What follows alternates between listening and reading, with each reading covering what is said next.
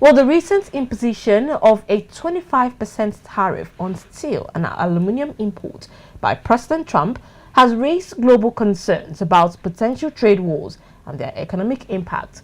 While the immediate effect on African economies may be limited, the broader implications of such trade policies warrant attention.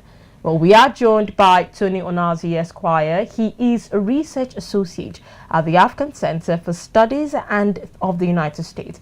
Good afternoon, Tony Onazi. Thank you for joining us today. Yeah, thank you so much. Good afternoon. It is my pleasure to join you today on the show. All right. Okay, so let's look at how the U.S. tariffs on steel and aluminum could affect African countries. What exports these commodities? Yes, there are a couple of African countries that export either steel or aluminum products to the United States. But one of the prominent exporter is South Africa, which is reported to have exported over 400 million worth of steel to the United States in 2023.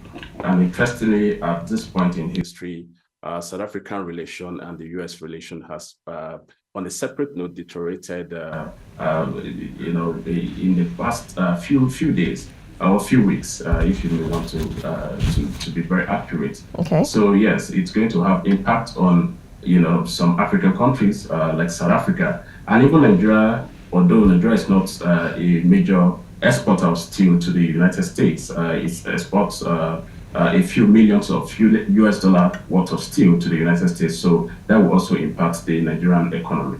Okay, so let's look at intra-African trade. What role might this play in mitigating the effect of the external trade shocks that this 25% tariffs could have on African economies? Yes, for a very long time now, most Pan-Africanists have been advocating for intra-African trade. And the African Free Trade Agreement is one very instrument that would be useful or that will be seen as a useful instrument at a time like this. But again, I've not really seen the political will from African leaders, to strengthen intra-Africa trade. But this could be a wake-up call for African countries, to begin to work together, to kind of reduce the exports, the cost of exporting goods from one African country to another. So yeah, this can improve intra-African trade, and this is a big potential. But however, the question is there a political will in African countries to trade within themselves? Now, let's look at the U.S. Stance on reducing foreign aid. Well, earlier on in the show, we got to realize that Ghana has a deficit in its budget as a result of this reduction in aid. Well, given the U.S. administration's stance, how would this affect development projects across Africa? Yes, the suspension of U.S. aid for 100 days by the President Donald Trump is going to impact so many African countries.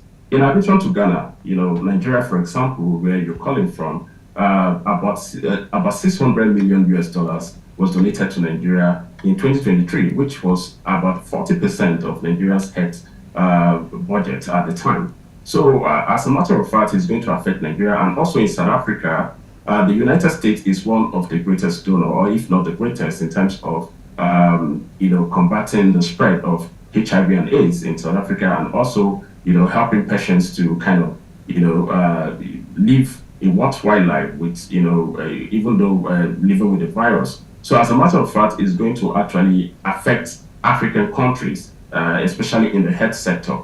And also, in the coming weeks, it's going to also shift the kind of health policies that we see in African countries, because a country like South Africa, where there's already shortage of health staff due to the cut of aid to South Africa. South Africa want to also put policies in place in order to cushion the effects. But ultimately, it's going to affect several African countries. And for a country like Nigeria that relies heavily on the on US donation in order to kind of finance its health budget, I think at a time like this, it calls for a kind of state of emergency in tackling the crisis at hand. Because if a single country donation constitutes about 40% of your head budget, and that donation is withdrawn, it calls for, a kind of an emergency, an urgent action in order to cushion the effects. Well, And speaking, also to okay. add, it's also going to impact employment because some of these non-governmental organizations actually provide, rewarding employment to Africans. So the withdrawal of the aid is going to also increase unemployment on the African continent. Speaking of the actions African countries need to take to cushion the effects of these, are there opportunities to attract investments from other global powers? Now, this would be in response to shifting U.S. policies. We're also seeing that China is making inroads in Africa with its Belt and Road Initiative. Well, aside China, which is already doing a lot for the African continent, are there other opportunities for investments from other global powers? And Yeah, also, would African leaders be open to these relationships? yes, I think African leaders will be open to any kind of proposal that come at this time. And China is one of the favorite candidates because for a very long time, China has been promoted as, one of the rising powers that have had prominent presence in Africa and has contributed to infrastructural development and infrastructural investment on the African continent.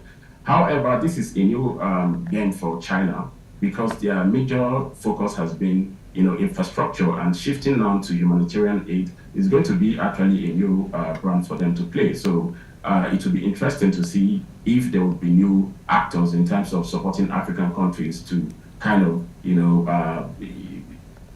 finance, the health sector. So it's going to be really interesting. But China is surely one of the, most favorite candidates. But there's also doubt because it is not really part of the Road and Belt and Road Initiative. Because the Belt and Road Initiative is ultimately a connectivity, kind of initiative. Okay, now let's look at the economy a little bit. What strategies can African governments employ to shield their economies from the adverse effects of these international trade tensions? Yes, for a very long time now, some scholars, such as Professor Christopher Isike and Professor Marcis Coleman, have been advancing this idea of group hegemony. African countries coming together, in order to kind of support each other, in order to, to become more powerful from unity. I think that could be a way out, whereby African countries kind of complement each other in their areas of strength. But that also takes political will. It also takes a stronger AU, and it takes the implementation of instruments such as the African Free Trade Agreements. But again, in the coming weeks, it will become clearer whether these initiatives or policy ideas, can be implemented.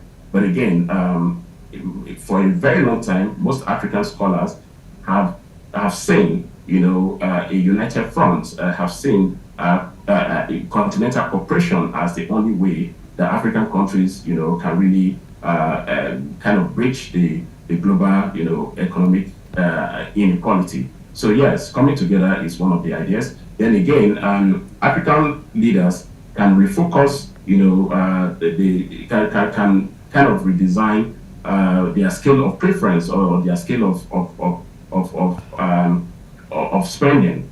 They can decide to maybe kind of focus on health at this very critical time and other sectors that will be, kind of impacted by the shift of American foreign policy in terms of funding, foreign in terms of foreign aid. Okay. Barrister Onazi, it's been a pleasure having you on the show. Thank you for shedding light on those strategies, and we hope good things for African continents moving forward. Yeah, thank you very much. All right, thank you for coming. All right, we have been speaking with Barrister Onazi. He is a research associate at the African Center of Studies of the United States. And of course, we have been speaking on the effects on African economies, the 25% tariff on steel and aluminium imports, which has been announced by President Trump, might have on African economies.